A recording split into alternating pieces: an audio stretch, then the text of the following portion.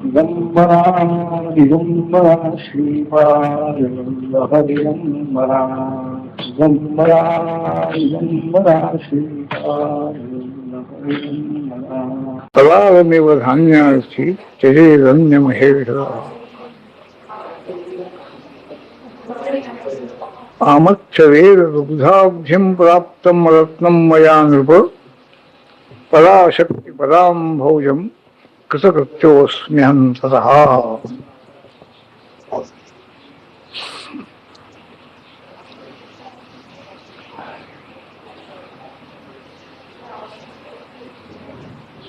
भगवत भक्ती ज्यांच्या अंतःकरणामध्ये उत्पन्न झाली, ईश्वराने दिली त्यांना. भक्ती मागून घ्यावी लागते, त्याकरता ही तपश्चर्या करावी लागते. जे सात्विक महात्म्य आहे, ईश्वराचा अनुग्रह व्हावा आपल्यावर या इच्छेनं उपासना करतात आणि ईश्वराजवळ हेच मागतात, तुझा विसर्ग न व्हावा ही मागणं आहे. संसार किती आणखी दुःखी आहे, संसारामध्ये किती कष्ट आहे. डोळ्यासमोर सर्व असताना सुद्धा परमेश्वराचं विस्मरण होऊ नये एवढं देवाजवळ मागणं आहे. व्यास महर्षी हे स्वतःला कृतकृत्य समजताय. परमेश्वरी जगदंबा, ह्या जगदंबेची कृपा मला मिळाली म्हणाले आणि मी धन्य झालो. सर्व वेदशास्त्रांचं ज्ञान हे व्यास महर्षींना आहे. वेदाचे विभाग ज्यांनी केले, 4 भाग केले, ऋग्वेद, यजुर्वेद, सामवेद, अथर्वणवेद. म्हणजे ज्ञानशक्ती किती मोठी आहे त्यांची. पण इतकं ज्ञान आहे, दिव्य ज्ञान, पुराण रचना केली, महाभारत रचना केली, सगळं. पण ही जी भगवत भक्ती आहे, प्रेम अंतःकरणामध्ये जे त्यांच्या उत्पन्न झालेलं आहे, त्याचं त्यांना समाधान आहे. आपल्याजवळ किती ज्ञान आहे, लोकांच्यामध्ये आणखी कितीतरी आपल्याला हे मार्गदर्शन करण्याची शक्ती आहे, हा विचार. आपल्या ज्ञानापेक्षा आपल्याला हे भगवतीचं, जगदंबेचं प्रेम मिळालेलं आहे, ही धन्यता त्यांना. म्हणून राजाला तेच सांग. वृत्रासुराचं जे उदाहरण भागवतामध्ये आणखी दिलेलं आहे, शुकाचार्यांनी ती कथा सांगितलेली आहे. वृत्रासुर म्हणजे असुर होता, पण तो पूर्व जन्मामध्ये मोठा भगवत भक्त होता. काही शापामुळे जगदंबेच्या, पार्वतीच्या असुर झाला आणि इंद्रादिक देवाबरोबर युद्ध करण्याचा प्रसंग त्याला आलेला आहे. दैत्यांचा तो सेनापतीच होता. इंद्राची आणि त्याची गाठ पडल्यानंतर त्यांनी सांगितलं, तुम्ही हे राज्य, धन, मान याच्यातच बसा म्हणाले, आम्हाला याची जरूर नाही. जय मिळाला पाहिजे, राज्य मिळाले पाहिजे, आम्हाला काहीही इच्छा नाही आहे. आम्ही काही इच्छा धारण करून जर प्रयत्न करू लागलो तर तो आमचा प्रयत्न फुकट जातो. तो वृत्रासुर सांगतोय,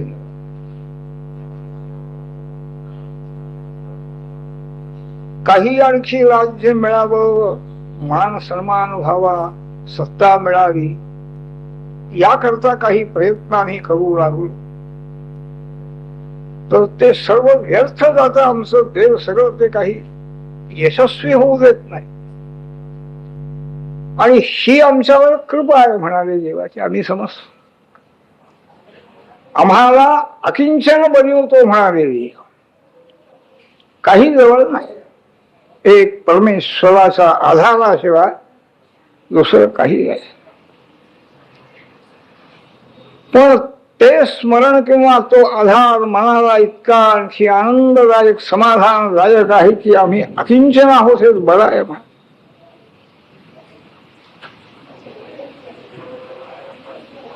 तुम्ही हे राज्याच्या आसक्तीमध्ये सापडलेले आहात देवेंद्र.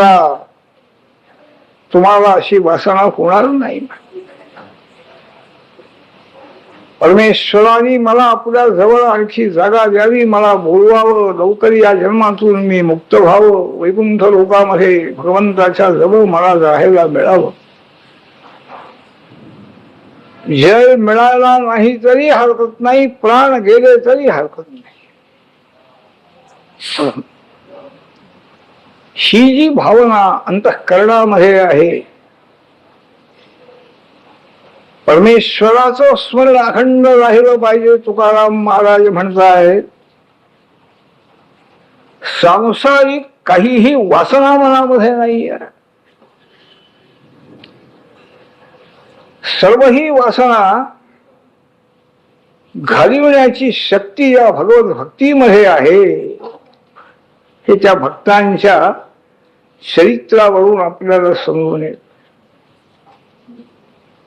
संत महात्म्यांची चरित्र म्हणजे मनाला स्थैर्य, स्थिरता, शांती उत्पन्न करणारी आहे. त्यांचं अंतःकरण निर्वासन कसं झालं हाच मोठा आश्चर्याचा विषय आहे. अखंड आणखी भगवत भजनाचा व्यासंग चालू आहे तुकाराम महाराजांनी. सर्वच संत महात्मे ईश्वर भक्तीमध्ये त्या आनंदामध्ये आणखी निमग्न असतात. संसार विसरून गेलेले असतात. तेव्हा व्यास महर्षींनी जन्मेजय राजाला सांगितलं, हे जे सगळे राजे लोकांची तुला चरित्र मी सांगितली, देवी भक्त आहेत ते म्हणा. देवीच्या कृपेनं आणि संसारातून ते मुक्त झाले.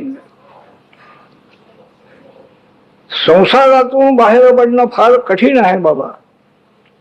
अनंत जन्माच्या अनंत वासना मनामध्ये इतक्या भरलेल्या आहेत.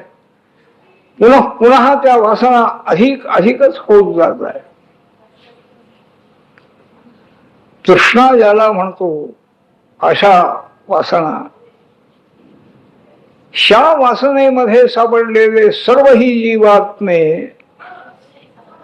ध्रुवाच्या ह्याच्यामध्ये नाही का, उदाहरणामध्ये शेवटी त्या ध्रुवाला पश्चाताप करावा लागला. माझ्या मालकीचं राज्य मला मिळालं पाहिजे, हा एक मनामध्ये इच्छा आहे, वासनाची आहे. भगवत भक्ती मोठी आहे. शरीराची पर्वा नाही आहे. शरीर राहू अगर न राहिलं तरी पण भगवंताची उपासना, जप, ध्यान हे अखंड करतो. पण इतकंही करून त्याला जो वर मिळाला तुझ्या करता, ध्रुवपद ठेवलेलं आहे ध्रुवा, तिथं जाऊन राहतो. सर्व लोकांच्या मध्ये उच्च आहे. सर्व ग्रहमंडळ, सप्तर्षी मंडळ, नक्षत्र मंडळ सर्व तुझ्या सभोवती फिरताय. तुझं स्थान स्थिर आहे. स्वतंत्र वर त्याच्या करता दिला आणि हेही बाबाचं राज्य तुलाच मिळणार आहे म्हणे, हे सांगून भगवान गेले. आणि मग त्याच्या मनामध्ये विचार उत्पन्न झाला की अरे अरे म्हणाले आपण काय मागून घेतो. मतील विदुषीचा देवही म्हणाला, माझ्या बुद्धीमध्ये देवानी काहीतरी आणखी दोष निर्माण केले म्हणून मला असं मागण्याची इच्छा उत्पन्न झाली. नसताना मागायला काय हरकत आहे. पुष्कळ समृद्धी आहे घरी, काही कमी नाही, मला हे पाहिजे मला ते पाहिजे, हे जरासं चमत्कारी लोभ म्हणतील, हा लोभी म्हणून कितीही मिळालं तरी याचं समाधान. पण ज्याच्याजवळ काहीही नाही, अकिंचन जो आहे, त्याने जर काही मागितलं किंवा इच्छा उत्पन्न झाली तर काय वावगं काय आहे. मुलं बाळ सगळी आहेत, आई बाप आहेत, सगळे आहेत. त्यांची काळजी जर वाटली आणखी त्याकरता काही देवाची उपासना काही करून म्हणा मागितलं तर बिघडलं कुठं. हाही एक मोठा प्रश्न आहे. वासना असावी किंवा नसावी, निर्वासन ज्यांचं अंतःकरण झालेलं आहे असे जे महात्मे आहेत त्यांचं चरित्र पाहून त्याचं चिंतन करून हे आपण ठरवलं पाहिजे. वासना संपती का, करायला हरकत नाही किंवा नाही हा विचार वेगळा आहे. पण या वासना संपूर्ण आणखी स्थिती निर्वासन होऊ शकते का, हाही मोठा विचार नाही. प्रश्न संपत नाही. जशी जशी इच्छा पूर्ण होत जाई लाभे रोहोभिवर्धते आचार्य महाराज सांगतात. नाही म्हणून मागायला काय हरकत नाही असं समजून आपण आणखी प्रयत्न केला, चार लोकांजवळ प्रयत्न केला, मागितलं म्हणा, देवाजवळ मागितलं म्हणा, काही नाही, मला अन्न नाही, पाणी नाही, राहायला जागा नाही म्हणून मी मागितलं. पण जेवढं मिळालेलं आहे आवश्यकतेप्रमाणे मिळाल्यानंतर थांबेल का ती बुद्धी आमची, हा एक प्रश्न आहे. संत मागत नाही तसं नाही. निर्वाहापुरते अन्न आच्छादन वसावया स्थान कोपी गुहा. निर्वाहापुरतं पुष्कळ झालं म्हण. पोटापुरतं मागायला हरकत नाही किंवा मिळवायला हरकत नाही, पण ते पोटापुरतं होत नाही. सगळं जीवनभर पुरलं पाहिजे. सगळी इतकी मंडळी आहेत, सगळी परिवार आहे इतका, यांना पुरलं पाहिजे, यांचं जीवन सुखाचं झालं पाहिजे. म्हणजे वासना ह्या थांबत नाहीत कधी. संत महात्मे आणि आपल्या वासना मर्यादित ठेवलेल्या, त्या मर्यादित राहिल्या कशा. मनाने गडबड का केली नाही त्यांच्या मनाने आणि आमच्याच मनाने गडबड का करावी. जशा जशा वासना पूर्ण व्हायला लागल्या ईश्वराच्या कृपेनं म्हणा, काही एखाद्या प्रयत्नाने तशा तशा वासना अधिक अधिक वाढत जात आहे. आणि त्या वासना वाढत असताना मग पुढं काही मनाला संयम राहत नाही. आपल्याला जे काही पाहिजे आहे, जी इच्छा उत्पन्न झाली, ती इच्छा पूर्ण करण्याकरता धर्माधर्माचा विचारही मनातून निघून जातो. हे आहे वासनेचं साम्राज्य आहे. प्रल्हादजी निर्वासनांत काही इच्छा नाही. शरीर जाणार आहे, मृत्यू येणार आहे, बाप आपल्या जीवावर उठलेला आहे. बाप काही सामान्य नाही, त्रैलोक्याचा राजा आहे.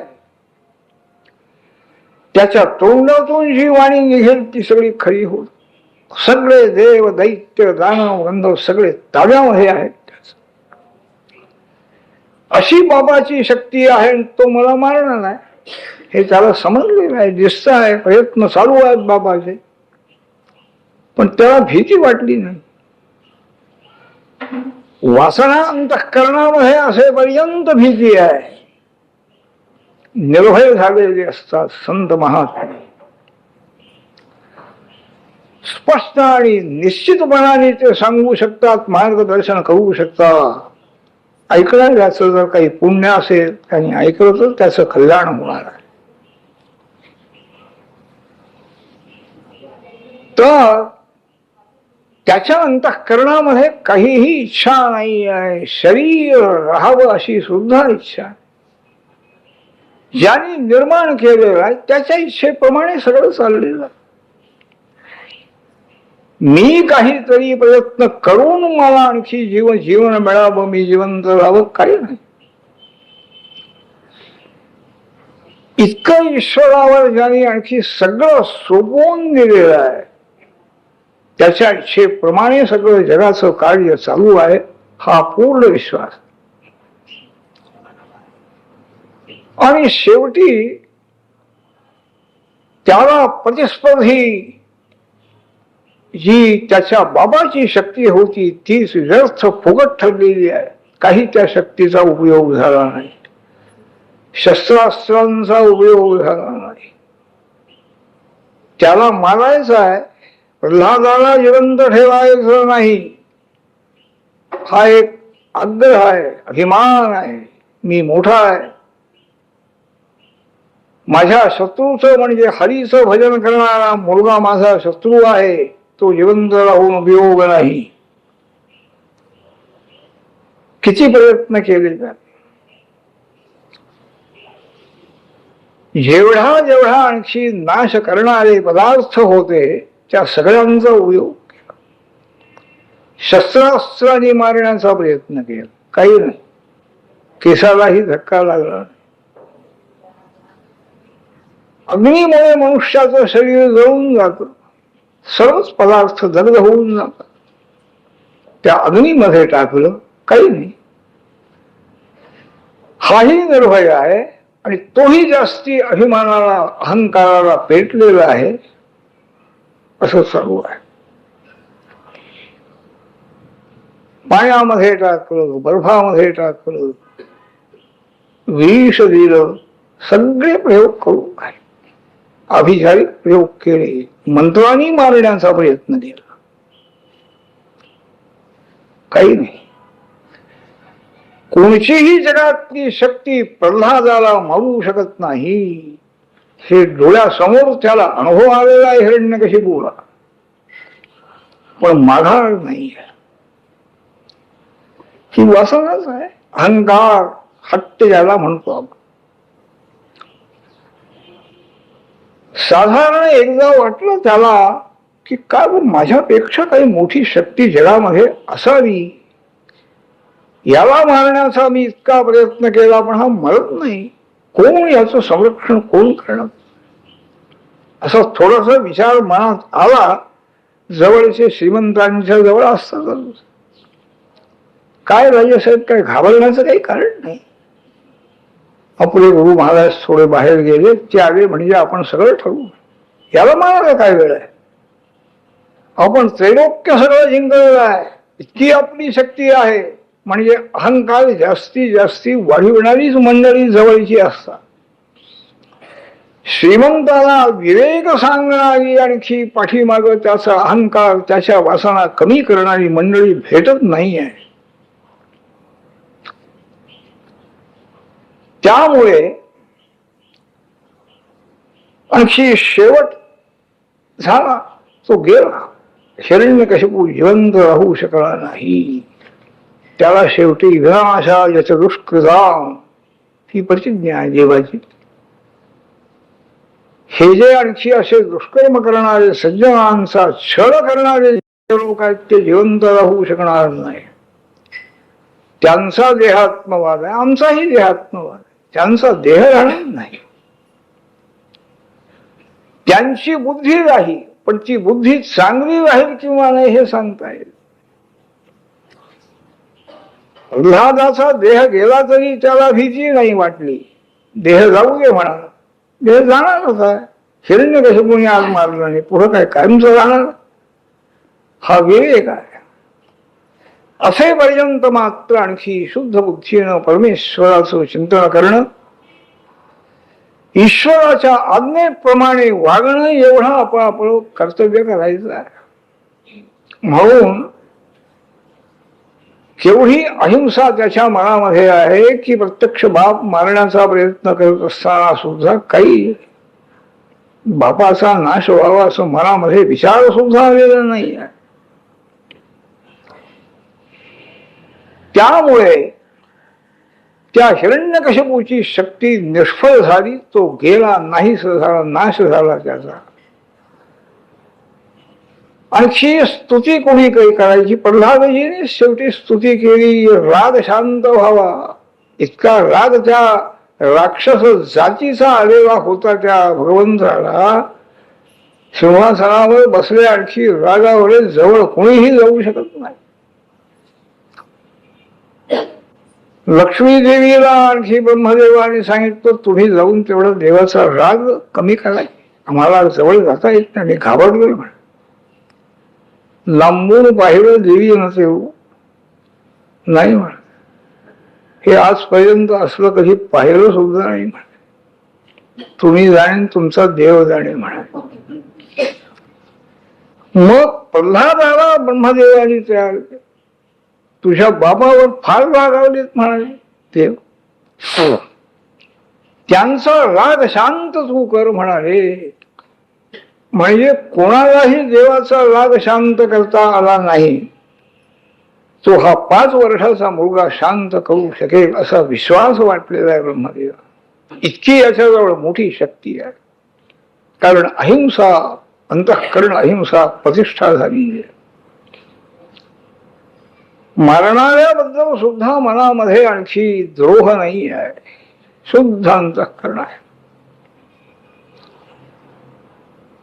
आणखी स्तुती प्रसिद्ध आहे, ती मोठी स्तुती आहे. त्यांनी विचारलं प्रल्हादजींनी की भगवंता, आपण अवतार कशा करता घेता हो म्हणाले. राग येतो तुम्हाला, राग आल्याशिवाय कार्य होणार नाही, दुर्जनांचा नाश होणार नाही. पण तो राग असाच राहिल्यानंतर मग पुढं कोण येणार तुमच्याकडे, कल्याण कसं होणार? तेव्हा लोकांच्या कल्याणाकरता, सर्वांना सुखी करण्याकरता आपण अवतार घेत. तेव्हा आता कार्य झालंय म्हणाले, तो असुर गेलेला आहे. तो गेला म्हणूनही मनाला काही आनंद झाला नाही पडला, होता तरी सुद्धा भीती नाही, दुःख नाही, काही. निर्वासन अंतःकरणाचं हे फळ आहे. वासना ज्यांच्या मनामध्ये काहीही शिल्लक राहिलेली नाही, ही ईश्वराची कृपा आहे. भगवत भक्तीचं हे मुख्य फळ आहे, निर्वासन अंतःकरण होणं. इच्छाच राहिली नाही कोणचीही, मग मिळालं काय किंवा गेलं काय, काय वाटेल मला? काही नाही. हर्षा मनुष भयोद्वेगही मुक्त असं सांगतात. हर्षही नाही, रागही नाही, विषादही काही. तर याप्रमाणे स्तुती केलेली आहे. शांत झाले नरसिंह. आणि त्यांनी विचारलं, प्रल्हाद काहीतरी वर मागून घे तू म्हणाले, काय तुझी योग्यता आहे? इतक्या लहान वयामध्ये आणखी इतकी अहिंसा मनामध्ये असणं, प्रत्यक्ष मारणारा शत्रू तुझा बाप आहे, पण काही कोणाचाही द्रोह करायचा नाही, हे तुझं नैसर्गिक मन आहे. त्यामुळे आणि तुझ्या तपाचं फळ आहे, हा गेला म्हणे. काय पाहिजे तुला? त्यांनी विचारलं, भगवंता मी आजपर्यंत काही तुमच्याकडे काही मागितलंय काय म्हणाले? काय पाहिजे म्हणून मला म्हणत? जास्ती लोभामध्ये टाकण्याचा हा तुमचा प्रयत्न आहे काय? पण मला लोभ नाही. अकामस्तुद्भक्ता, कोणचीही कामना, कोणचीही वासना माझ्या मनामध्ये नाही आहे. हा मनाबद्दल आत्मविश्वास आहे. तो आत्मविश्वास त्या महात्म्यांच्या जवळ असतो, म्हणून ते निर्भय असतात. आपण कधीही चुकत नाही आहे हे सांगू शकतात.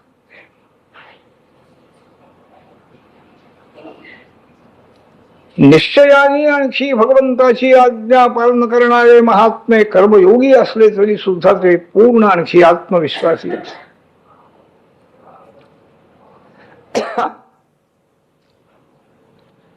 तर अशा रीतीनं अकाम आहे म्हणाले नाही. काय मागायचं काय मागावं हे समजत. स्थिर काय आहे जगामध्ये, जे मागितल्यानंतर आपल्या जवळ स्थिर राहील. मागणारा सुद्धा जिथं स्थिर राहू शकत नाही तिथं मागून घेतलेलं काय राहणार आहे. सगळं विनाशी आहे ना. वेदांत विचार ज्याला म्हणतात, ज्ञान हे ज्ञानही त्यांच्या चित्तामध्ये आपोआप उत्पन्न झाले. ईश्वराची प्रेरणा आहे ती. भगवंताच्या भक्तीचा उपयोग काय आहे, प्रयोग आहे तो. करून पाहावं. मनातल्या वासना कशा कशा कमी कमी होत आहे हा अनुभव येतो आहे. वासना कमी झाल्यानंतर मनाची शांती कशी आहे, आणि वासना वाढत असताना त्या पूर्ण न झाल्यामुळे अशांती कशी आहे, ह्याचाही विचार मनाने करायचा आहे. आणि कोणता मार्ग बरा हे ठरवायचं. त्याप्रमाणे काहीही इच्छा नाही म्हणाले मला, तरी पण आता त्यांचा आग्रह आहे देवा. त्यांनी पुन्हा हेच मागितले, अंतःकरणामध्ये माझ्या कोणत्याही प्रकारची वासना उत्पन्न होऊ नये. कामानाम हृदय असंरोहम भवतस्तु वरम. वर मागायचं आहे तुमच्याजवळ, तुम्ही देणार आहात हे द्या. मनामध्ये कोणतीही इच्छा उत्पन्न होऊ नये. निरीच्छ निर्वासन मन झालं पाहिजे. त्याशिवाय भक्ती होणार नाही. भक्ती करणारा मनुष्य जर मागत राहिला आणि एखाद्या वेळेला वेळ लागला मिळाला तर कशाला भक्ती केली. देव काय आहे, देव सुद्धा आणखी लक्ष देत नाही. देवाची निंदा करायची ही तयारी आमची होत. आमची भक्ती किती योग्यतेची आहे याचा विचार आपण करत नाही. त्या वासनेमुळे आणखी आपल्या श्रेष्ठ अशा प्रकारच्या परमेश्वराचे सुद्धा दोष आपण काढतो. निर्दोष परमात्मा आहे. जगन्माता निर्दोष आहे. जगामध्ये दुसरं निर्दोष कोणीही नाही. सगळे जीव दोष आहेत. त्यात मुख्य दोष म्हणजे वासना हा मोठा दोष आहे. त्या वासना दोषामुळे मन सगळं आणखी भरून गेलेलं आहे. तोपर्यंत भगवंताची उपासना सुद्धा देवीची जगदंबेची आपल्याकडून होऊ शकत नाहीये. शुद्ध उपासना. त्याकरता व्यास महर्षींशी भेट झाली जन्मेजय राजाला, आणि तो हळूहळू या मार्गाकडे वळले. राज्यापेक्षाही बरं. आपला पिता सर्व राज्य सोडून गेला, 7 दिवसात त्याचा नाश झाला तरी तरुण गेला, हेच बरं आहे असं वाटायला लागलं. वैराग्य हे चांगलं आहे असं वाटायलाच. विवेक उत्पन्न झाला. भगवत भक्तीचा प्रभाव काय आहे त्याचा अनुभव हळूहळू यायला लागला. म्हणजे वैराग्य जे आहे हे आपोआप उत्पन्न. राग ज्याला म्हणतो, विराग. राग म्हणजे इच्छा, वासना. त्याच कमी कमी होत जात. मनामध्ये कोणत्याही प्रकारची कामना माझ्या मनामध्ये कधीही उत्पन्न होऊ नये. आणि त्याचं कारण त्यांनी सांगितलं पुढं. ज्या मानवाच्या चित्तामध्ये कोणतीही वासना शिल्लक राहिलेली नाही, तो जीव दशा त्याची संपलेली आहे. तो प्रत्यक्ष ईश्वर रूप झाले.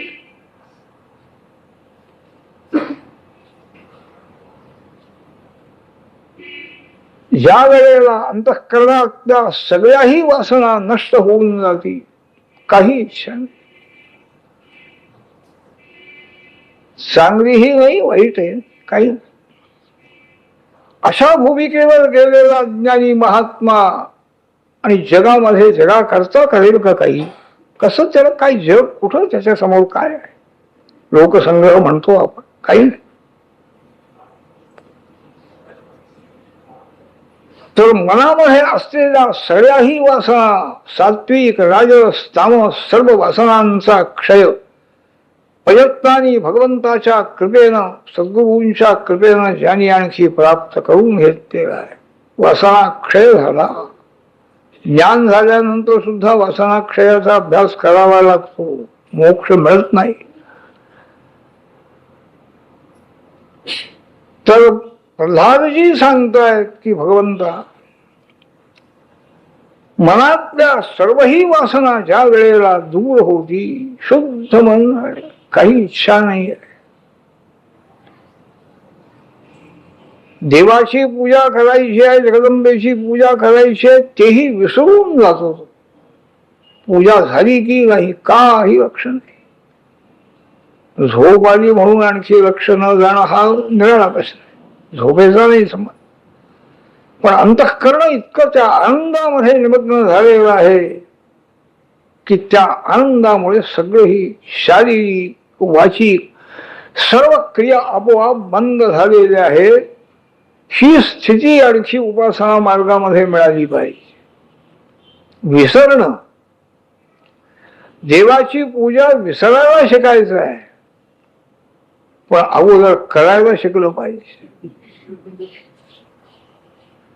नियमाने केली पाहिजे पूजा, जशी सांगितली तशी पूजा केली पाहिजे. देवाला काय हो, देवाला तृप्त आहे तो, त्याला काही लागत नाही, त्याला जेवायला लागत नाही, याला जेवढं लागतं सगळं, असे विचार मनामध्ये नाही. आपल्याप्रमाणे परमेश्वराला सुद्धा सर्व ही उपचार आपण दिले पाहिजे. नरसोबाच्या वाडीला एक शांतानंद स्वामी महाराज म्हणून मोठे होऊन गेले, सत्पुरुष. व्यवहारामध्ये लोकांना कळून यायचं. वर्षातून एक दिवस महापूजा करायची खाली कदुकांची. 12, 12:30, 1 वाजता महापूजेला आरंभ व्हायचा. नंतर महापूजा झाल्यानंतर नैवेद्य वगैरे होऊन मग सगळी मंडळी जेवायला बसत. सकाळच्या वेळेला काही बाया बापड्या असायच्या, त्यांना सांगायचं थोडस फराळाचे लाडू बिडू सगळं करून द्यावं, मला करून द्यायचं. आणि हे सगळं फराळाचं घेऊन देवासमोर जाऊन बसायचे. महाराज, आज महापूजा आहे, उशीर होणार आहे जेवायला.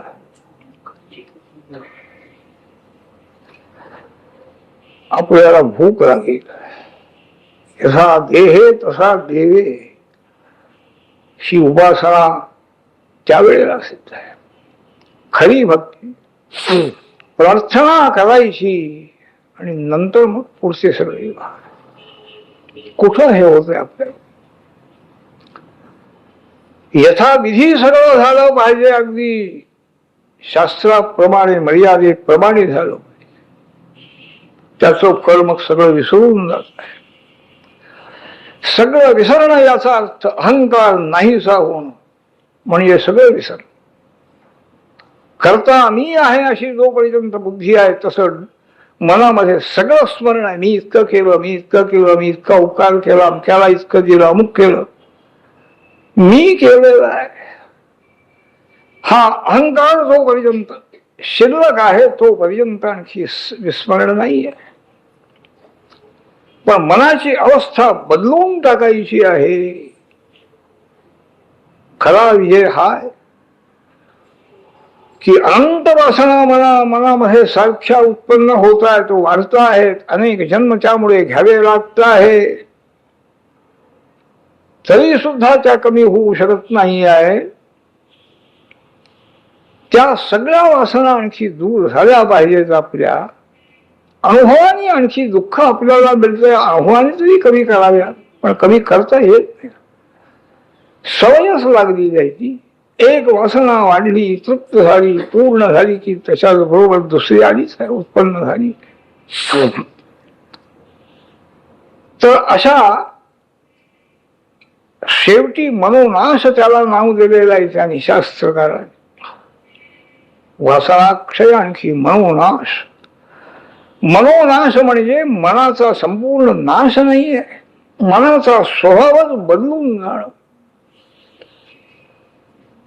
जन्ममरणाला कारण असलेल्या अनंत वासना मनामध्ये आणखी सारख्या वाढतायत, तरी सुद्धा त्याच्याबद्दल काहीही आपल्याला वाटत नाही आहे, पश्चात्ताप नाही. त्याचं साधन म्हणून जगन्मातेची भक्ती करावी, प्रेम करावं वगैरे काही वाटत. वासना क्षयाचं साधन आहे ना.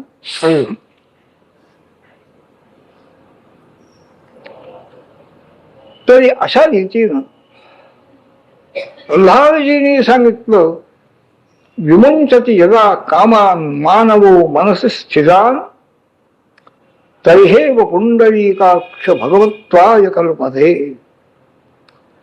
वासना घेऊन आम्ही जन्माला आलेलो आहोत, त्याच्यामध्ये भरच पडती आहे. मृत्यू येईपर्यंत वासना काही संपलेल्या आहेत किंवा मोकळं झालंय, मनाची बाजू काही नाही, हे चालले.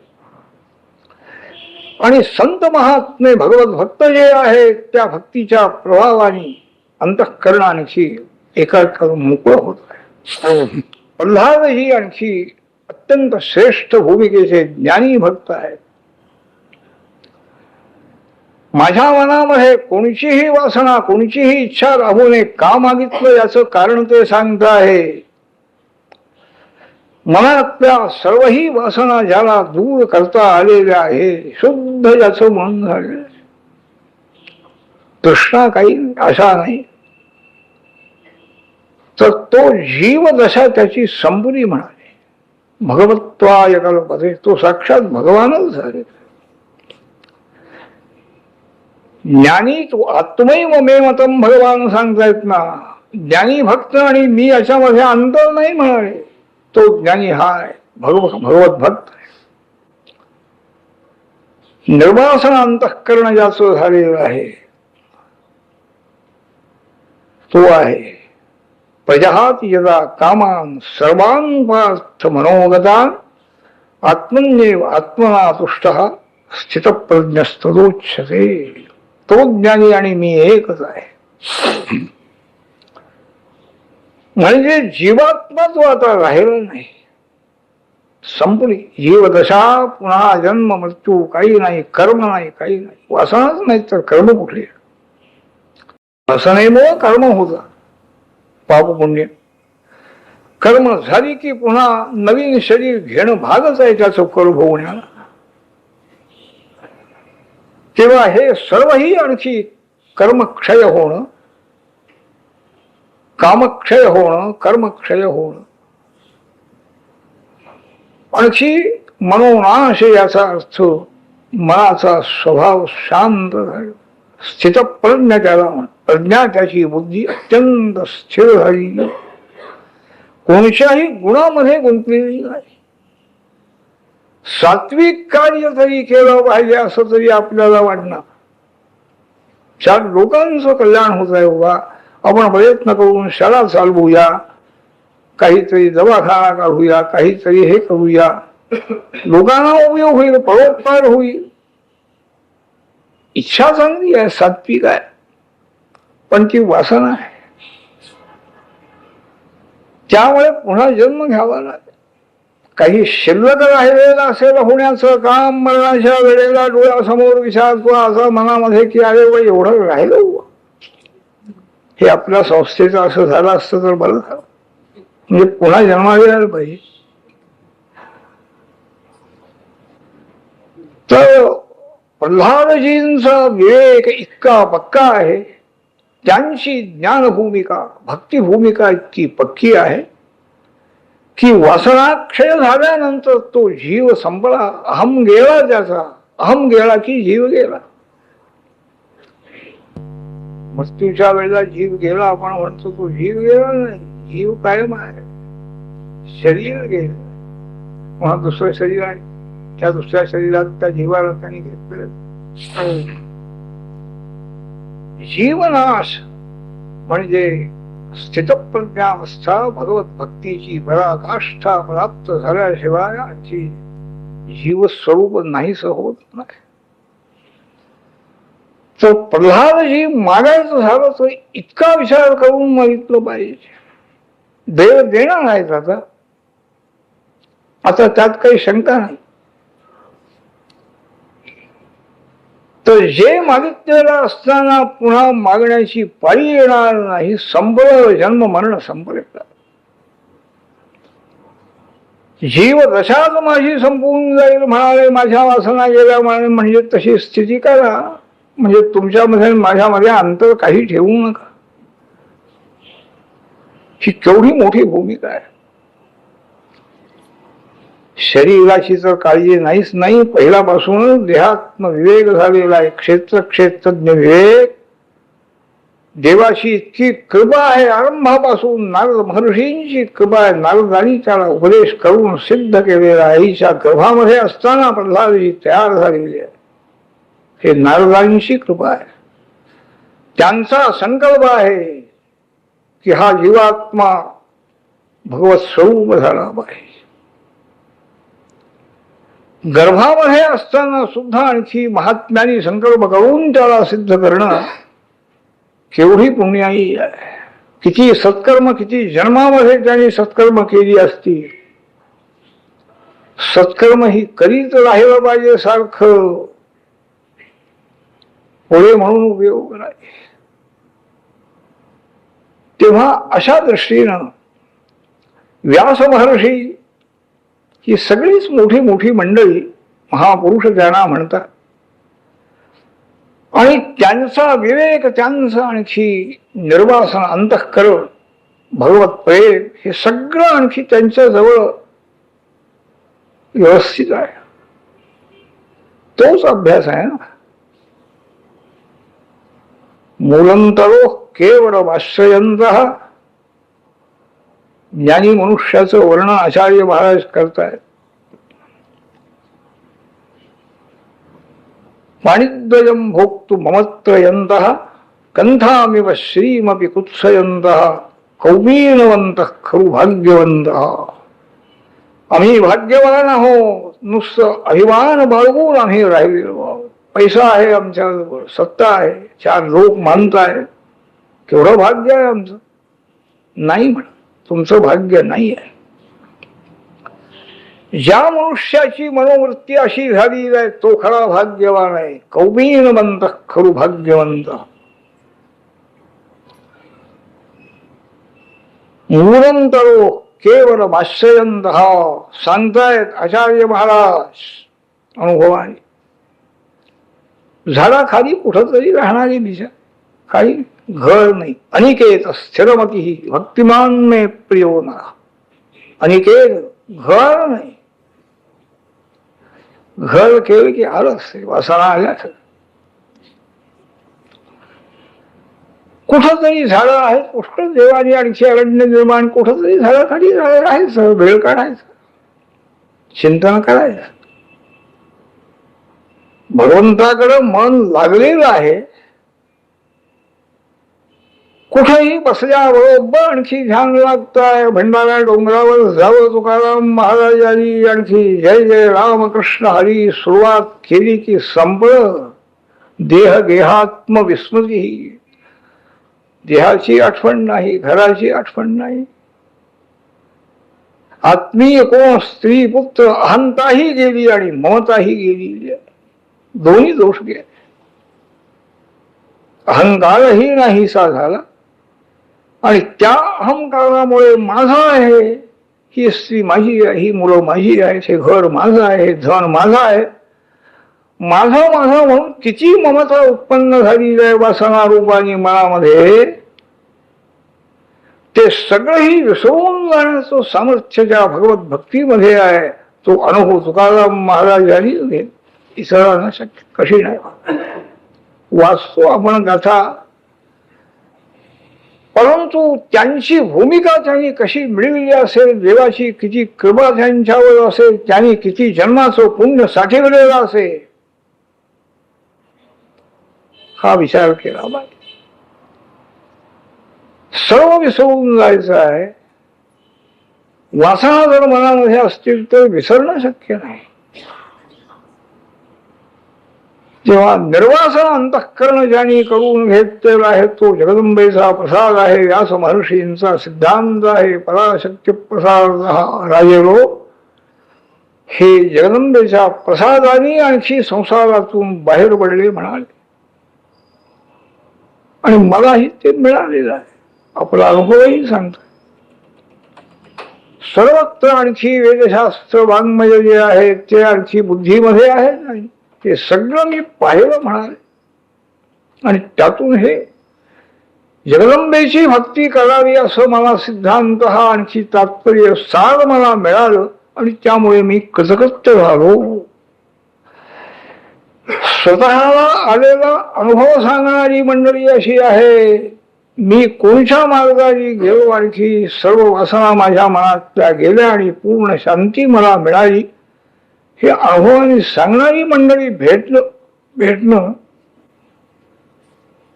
हेही मोठं भाग्य आहे. तर मूलंतरो केवळ आश्रयंत आचार्य सांगतायत, हे खरं भाग्य हे आहे. झाडाखाली कुठेही बसायला पाहिजे, तिथं बसायला जागा आहे म्हणाले. देवानी सगळी पुष्कळ मनं निर्माण केलेली आहे, कुठं तरी जाऊन राहायचं. तिथं काही कोणी नको म्हणाले, दुसरीकडे गेला, काय झाडं कमी नाही. आणखी भांडबिंड नको का? भीक मागायची झाली तर भिक्षा मागायला पाहिजे की नको? दुपारी भूक लागली तर घर नाही तुम्ही म्हणता, झाडाखाली बसवून राहायचं. आणि भांड कुठलं? भिक्षा मागायला ताट पाहिजे किंवा काहीतरी पातेलं काहीतरी पाहिजे ना. पाणीद्वयम भोक्तु ममत्रयंत आचार्य महाराज सांग. देवाने आम्हाला सगळं दिले, 2 हात आहे, घ्यावा भिक्षा, करत भिक्षा. हातामध्ये जेवढं मिळेल तेवढंच ग्रहण करायचं. तर पाणीद्वय जे आहे 2 हात, हेच अमत्र म्हणजे पात्र आहे म्हणाले. हात धुवून टाकले की आणखी मग ही सगळी संपत्ती अमुक काही नाही, तुच्छ आहे. कंधामिव श्रीमपि कुत्सयंत, काही जवळ राहण्याचं स्थान नको आहे, भिक्षा मागायला पात्राची जरुरी नाही, सगळी व्यवस्था आहे. मग ही संपत्तीची कशाला इच्छा? तर हे जे अंतःकरणाची ही भूमिका आहे, निर्वासन अंतःकरण जे त्यांनी करून घेतलेलं आहे, कौबीनवंत भाग्यवंत, ते खरे भाग्यवान ते आहे. सांसारिक भाग्य हे नाही, खरं नाही म्हणाले, टिकाऊ नाही, केव्हा बिघडेल, त्याच्यामध्ये न्यूनता कधी कमी होईल, ते कमी होईल, किती केव्हा मनाला असमाधान कसं वाटेल, काहीही नियम नाही, हे कायम आहे.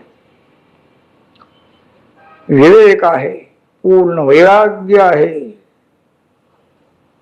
आणखी अहंकार काहीही राहिलेला नाही आहे. वासना शून्य अंतःकरण झालेलं आहे. ते खरं भाग्य असं त्यांनी स्वतःचा अनुभवाने सांगितलं. त्यांच्या अनुभवाप्रमाणे अनुभव आपण घ्यावा अशी इच्छा सुद्धा आम्हाला होत नाही. इच्छा झाली तरी सुद्धा आपण त्याला टिकणारही नाही. त्याप्रमाणे वागायचं, 2 हातामध्ये भिक्षा घ्यायची, तेवढीच भक्षण करायची, जास्ती घ्यायची नाही, अधिक आहार करायचा नाही, किती नियम आहे सर. तर हा सगळाही आहार विहाराचा सगळा निर्बंध वगैरे हे सगळंही अंतःकरणातल्या सर्व ही वासना भगवंताच्या कृपेनं ज्यांनी दूर करून घेतलेल्या आहेत, ते अनेक जन्मांनी सिद्ध होणार आहे. स्थितप्रज्ञावस्था, समाधी अवस्था ज्याला म्हणतात, आत्मानंदामध्ये मन स्थिर झालेलं आहे, समाधान आहे, दुसरीकडे कुठेही जात नाही, स्मरणच नाही. कोण सुखी आहे आणि कोण दुःखी आहे याची आठवणही नाही, स्वतःच्या देहाचीही आठवण नाही. तिथं ममता ज्यांच्या ठिकाणी ठेवली त्यांची आठवण कुठली होणार? त्याशिवाय भगवत प्रेम किंवा भगवत भक्ती ही आणखी वाढू शकत नाही आहे.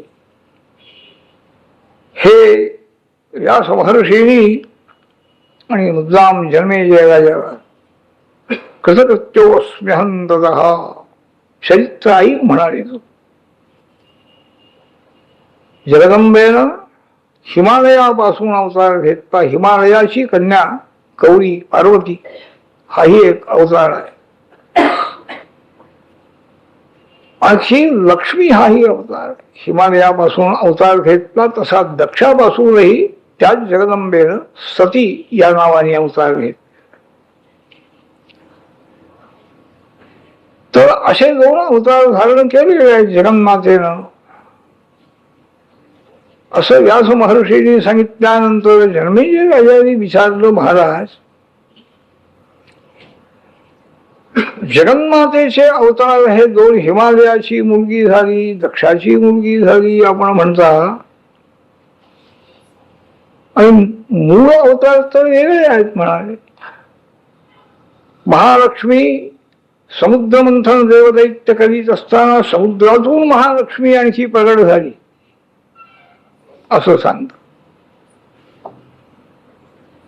त्याचप्रमाणे ती जी महालक्ष्मी आहे त्या महालक्ष्मी गौरी, त्याचप्रमाणे आदिशक्ती लक्ष्मी देवी आणखी सरस्वती या 3 आपली स्वरूप प्रगट केली. गौरी शंकरांना दिली, लक्ष्मी वैकुंठपतींना दिली आणि सरस्वती ब्रह्मदेवांना दिली. हे त्या देवीनं निर्माण केलेली आपली रूप आणि या सगळ्यांना जगत कार्य करता यावं सशक्तिकतेनं बनवलं हे आम्ही ऐकलेलं आहे म्हणाले.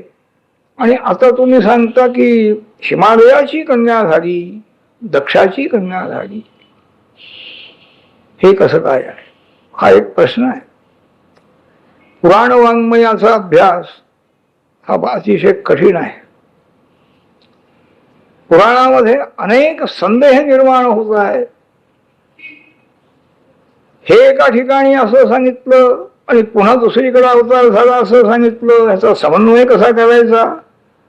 सांगणारी मंडळी पाहिजे, अभ्यास केलेली मंडळी पाहिजे. नुसतं वाचून आणखी अर्थ लावून आपल्या व्युत्पत्ती बलाने हे होणार नाही. पुराणाचार्य म्हणून पूर्वी असायचे. पुराण वाङ्मयाचाच अभ्यास अखंड झालेला. परस्पर विरोध कुठला येतो तो विरोध दूर करणं, कोणाच्याही मनात संशय राहू न देणं हे त्यांचं कार्य. ते पुराणाचार्य होणं म्हणजे फार कठीण आहे. देवाची कृपा, शंकरांच्या कृपेनं मार्कंडेय महर्षी पुराणाचार्य होते. कोणतेही संशय कोणीही चिकित्सक मनुष्याला त्यांनी विचारल्यानंतर त्याचा संदेह दूर करण्याची शक्ती त्यांच्याजवळ आहे. समन्वय करून देत आहे. परस्पर असंगती नाही आहे. पुराणाचे कर्ते कोण आहे हे समजून घेतलं पाहिजे. पुराण निर्माण करणारे वेदव्यास महर्षी म्हणजे साक्षात अवतार आहे परमेश्वर. त्यांचा उद्देश पुराण निर्माण करण्याचा, लोकांचं कल्याण व्हावं, लोकांना योग्य मार्ग दिसावा, त्यांनी त्याप्रमाणे आचरण करावं आणि आपलं कल्याण करून घ्यावं, हा त्यांचा उद्देश आहे. पुराण वाङ्मय प्रसिद्ध होऊन त्यात आपल्याला अर्थकामाची प्राप्ती व्हावी काही इच्छा नाही, यशाची प्राप्ती व्हावी ही इच्छा नाही, काही नाही. अशा उद्देशाने निर्माण केलेली ज्ञानी माणसांनी पुराण, ह्याच्यामध्ये विरोध आहे, असंगत आहे असं एकदम आपण बोलून जातो. स्वतःच्या बुद्धीचा एक अभिमान आहे, घमेंड ज्याला म्हणतात. त्या अभिमानामुळे कोणालाही बोलायचं. काय त्यांची योग्यता, किती बुद्धिमत्ता त्यांची आहे, काही विचार. तर असा परस्पर विरोध पुराणामध्ये आहे, असंगत आहे, समन्वय होत नाही. पण समन्वय करण्याची बुद्धी तीही मिळवली पाहिजे. त्याशिवाय समन्वय कसा करतो? तसेही महाभाग आहे, समन्वय लावून दाखविणार आहे. श्रीकृष्णांचं चरित्र दोषास्पद आहे म्हणणारे पुष्कळ आहे, पण निर्दोष चरित्र आहे. असं स्वतःच्या बुद्धीमध्ये ज्यांच्या ठाम पटलेलं आहे असे महात्मेही मधुराधिपते हेलम मधुरम सांगताय. काही चूक नाहीये. संपूर्ण भगवंताचं चरित्र हे निर्दोष आहे. जिज्ञासा पाहिजे. आपल्याला संशय आलेला आहे. संशय येणं हा दोष नाही, चिकित्सा करणं दोष नाही. पण बुद्धी काही नाहीच आहे अशीच पहिल्यापासून करून घ्यायची आणि काहीतरी संशय घेऊन काहीतरी चिकित्सा करून शेवटी सांगण्याचाही वेळ घालवायचा आणि आपल्याला तर काही नसतो, तिकडे इच्छाच नसते. तर असे महात्मे ही जगामध्ये आहे. मुद्दाम पुराणाधिकांचा, वेदाचा, शास्त्राचा सगळा अभ्यास करून आणि त्याप्रमाणे खरा जिज्ञासू जो आहे त्याच्या मनातला संदेह दूर करून त्याला पुढे न्यायचा आहे. ज्ञान अनंत आहे. पूर्ण ज्ञानाची भूमिका प्राप्त होईपर्यंत अनेक संशय उत्पन्न होतात, पण ते दूर करणारे महात्मे त्यांची जर संगती झाली तर पुन्हा विश्वास निर्माण होतो आणि पुन्हा आचरण. तेव्हा व्यास महर्षी याबद्दल आता विचार मांडणार आहे. 2300 अवतार एक असे झाले म्हणता, पुन्हा कसं झालेला आहे. तर हे सर्व ही चरित्र पुष्कळ मोठा आहे असं महर्षींनी पूर्ण चिंता करून सांगितलेलं आहे. जन्मेजय राजासारखा ऐकणार काही